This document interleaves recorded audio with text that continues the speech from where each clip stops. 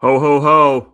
It's a Christmas morning edition of the Husker247 Daily. That's about as jolly as I'm going to get today, I think. Through the magic of editing, Brian Christopherson and I wearing the same clothes as yesterday. And yesterday's Husker247 Daily. Brian, Merry Christmas. And Merry Christmas. how are things going? Going excellent. It's a great time of the year. At least we're covering a bowl game too. Yeah. And then we'll be covering just a crazy portal situation that'll be fun. But let's enjoy the week first. I guess we're not going to though. We're going to talk about the portal. I was told. It's your portal wish list, Brian. Officially, what did you ask for Santa in the transfer portal? Yeah, you have to cross stuff off too along the way, like because oh, we need another quarterback now. Let's start with quarterbacks. Yeah.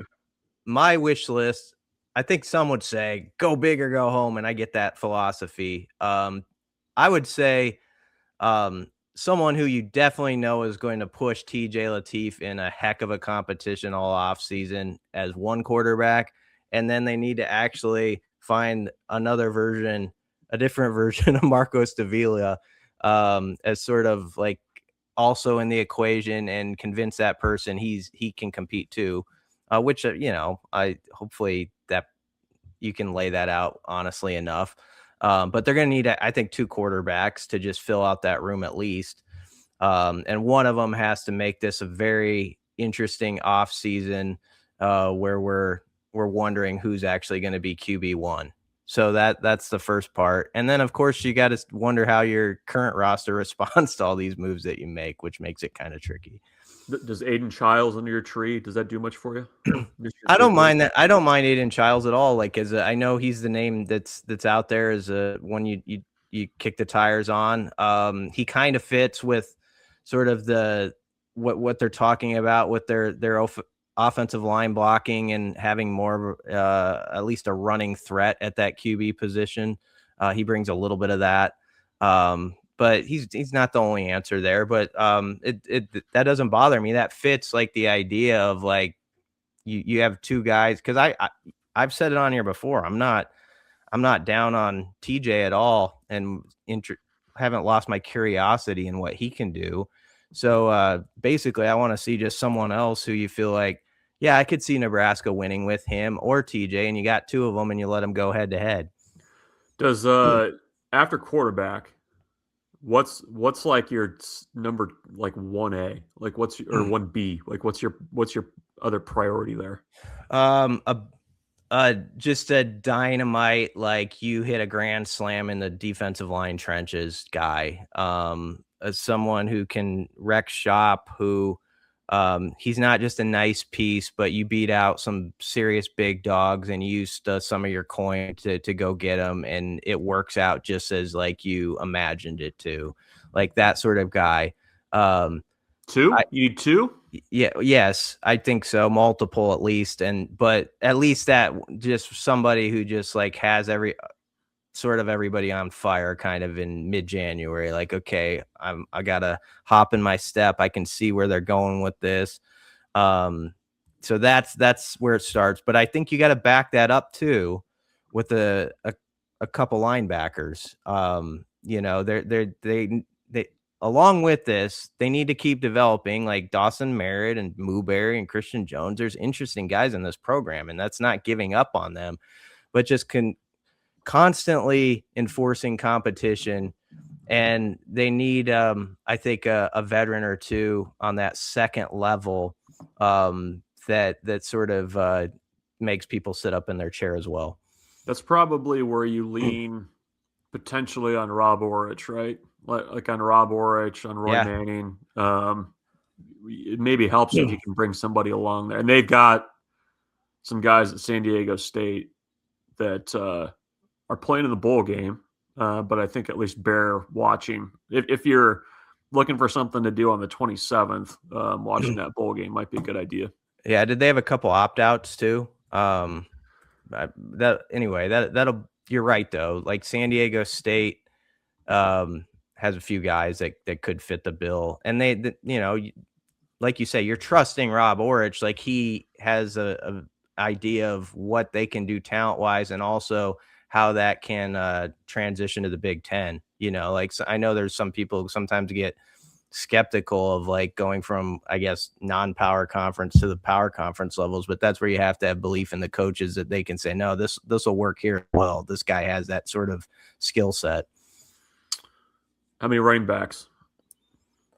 That's like a TBD, right? Based on how the next like couple weeks shake out. Yeah. I'm fine with one running back if he's like the QB situation. It's like if that running back is someone you're like, okay, it's on, you know, like this competition is on. And say somebody had 125 yards rushing against Utah in the bowl game, be it a Mosey or a Mekhi Nelson, and then you bring in someone else. I don't feel that bad about the situation. Of course, I've also been not as down on the backs. I'm just incomplete on them. That's it. I don't know what they have yet. And so I don't have a strong opinion that the cupboard's empty there at all. I think Mosey could actually work out quite well, but yes, they need to bring in someone that adds fire to that competition. At least one. I'd be fine with one if it were the right one.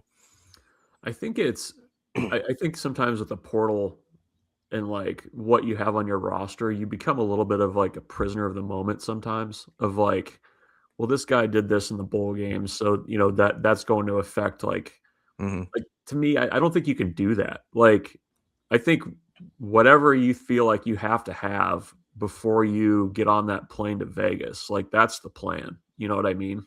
Like it's, and I'm not like I think running back's a spot where I think you probably have an idea of what you got, regardless of what happens against Utah. You know, maybe wide receivers probably the same way. I don't know. Like I'll be interested to see how, at least among the fans, whatever happens in that bowl game kind of colors the conversation about what you have to get portal wise. What about O-line? What do you think about O-line?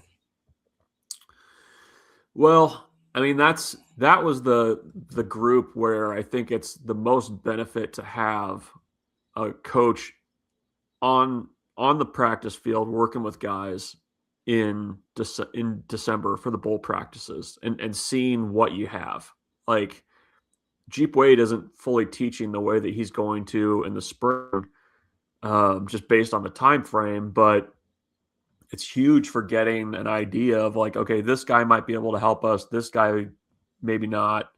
That's another spot where, I mean, potentially you get the benefit of bringing guys along or having connections with guys who are at other programs who are in the portal. I mean, there's been a number of South Carolina offensive linemen that are in the portal right now who I'm sure are very familiar to Lonnie Teasley. So, that I think bears watching. I think Jeep Wade's kind of the same way of like, you know, he's been at Georgia Tech for 3 years. He's recruited a lot of guys in the South. Like I think you're probably going to have to get a tackle or two, depending on what you feel like you have at guard. Because I think there's more guards on that roster than there are tackles right now. Maybe you add another guard, and you know you've got Justin Evans for another year. But I mean, do you feel like you have a true center behind him? That was Jeep Wade's thing, was he wants to recruit true centers, not, you know, try to make something into that. So that, I mean, that's another piece of the puzzle, but you're probably adding 3 guys at least across the line. 2 or 3. Yeah. And it starts with retaining, like you know, Evans and Pritchett, like making sure you got them for another year. Cause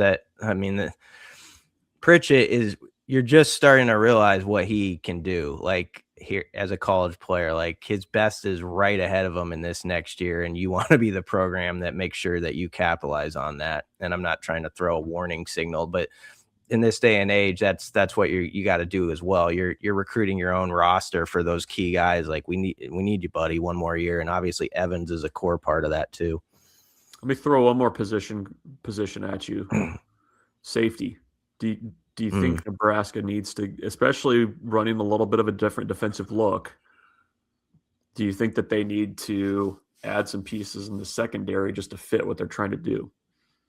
Yeah. I mean, I think they've got a lot of good talent to feed that competition, but that's another spot where it's like, if you can nail it with that home run that you feel really good about, like he's a plug-in guy for a year or whatever, and these other guys can grow or compete around him, I think that's huge because I do think, this year they had some really good moments in the secondary, but there's a piece or two where you can elevate. There's no question about it. And how they move around Donovan Jones and where they play him is interesting. If Danny Odom can be like a off the jump guy who's in the mix to play right away is possible too. But yes, add someone to the competition there. I think that's good for everybody actually. And I do expect that's going to be a spot where some guys, maybe their time has played out at Nebraska, right? There's a few guys who probably are off the green right now, in the rough a little bit, and it might be time for a new spot. Yeah, I think offensive line and secondary are the two where, the bowl practices were really big for kind of figuring out, what's going to be helpful and what's not, because you've got a lot of guys in those two position groups who are like second and third year guys in the program that it's time. And, I've got go. No, I've got one more for you, Bruntz.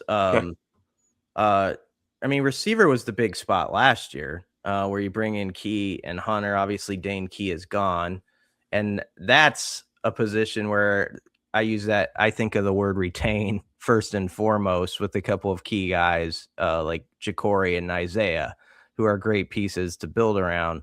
But a lot of people, I'm sure, are looking their way too. So is that a spot where you think you need to add again? And or what's your overview or best guesswork on that a week or so from the portal opening? Yeah, I mean, I think you're going to have to add. I mean, I think I don't know if you go in and try and make as big of a splash as you did last year with Dane Key. I mean, I think, probably through no fault of his own. I mean, I probably put a little bit on the offensive line not being able to protect enough. But you got to find somebody that can stretch the field a little bit. Those guys are in the portal for sure. But I would say that's a position where you look at adding if you can. I would love to see a little bit more Cortez Mills in the bowl game. I think in small sample sizes, he's looked pretty good to my eye. So maybe you can bring those guys along, Quinn Clark, Keelan Smith. But yeah, I mean, I that's just the thing. I mean, if you look at Nebraska's roster breakdown right now, it's not like they added a bunch of young guys in the recruiting class to kind of backfill some of those spots. So, maybe you find some guys that are not cheaper, but, maybe some more value type picks that have been productive that you can slide in there. But yeah, I mean, I don't know that there's a ton of spots on this roster where I'd be like, tight end would be one where I'm like, I don't think you need a guy there, but it just feels like around the roster, you'd take one or two if you could do it. And I don't know, like, I'm not expecting Nebraska to add like 25 guys from the portal. Like it's going to have to be a little bit more selective, but there's definitely needs for immediate production at a number of these spots. Yep. Every spot, it's just like a guy who's on vacation. Yeah, I'll take two of those. Like you're feeling kind of good. You're away from home. You're like, I'm on vacation. We got to, got to live a little. Yeah, but yeah, that's what they're going to have to do. And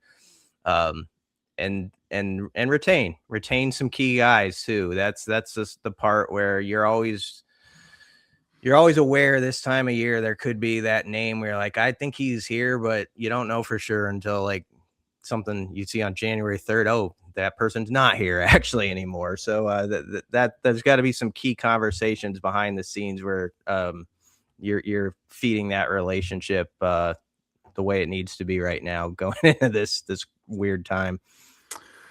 All right, that's the Christmas Day edition of the Husker247 Daily. The next time you see us, we'll be covering bowl practices in Las Vegas. So Keep it locked on Husker247 for everything leading up to the Las Vegas Bowl against Utah. Brian Christopherson and Michael Bruntz. We'll catch you later.